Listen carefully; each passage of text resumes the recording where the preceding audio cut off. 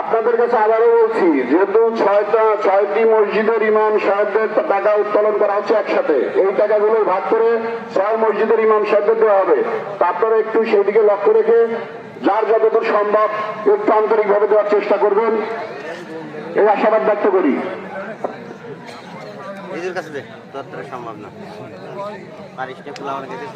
উত্তর পাশে ইমাম সাহেবদের টাকা যাদের কাছে জমা দিবেন তাদের নামে তালিকা আমি আর একবার ঘোষণা করছি। জনাব মোহাম্মদ আকামত আলী শেখ, মোহাম্মদ ফয়সাল মোল্লা, মোহাম্মদ শেখ হিরু, মোহাম্মদ সেলিম শেখ, মোহাম্মদ নিকুল শেখ, মোহাম্মদ সেলিম শিকদার, এম তোফায়েল আহমেদ, বিপ্লব সর্দার, শরীফুল ইসলাম বারিক, কেরামত আলী মেম্বার, ইলিয়াস হোসেন মেম্বার। উত্তর পাশ থেকে আপনাদের টাকাগুলো সংগ্রহ করে ইমাম সাহেবদের টাকা জমা দিবেন জনাব মোহাম্মদ আবুল হোসেন এবং জনাব মোহাম্মদ নওয়াজ শরীফ মোল্লা, এই দুইজনের কাছে।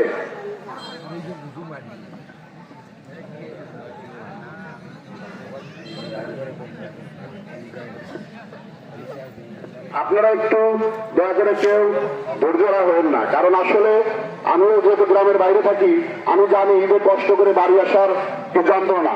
আমি 6.5 ঘন্টা গাড়ি চালাইছি রাত 12:30 থেকে।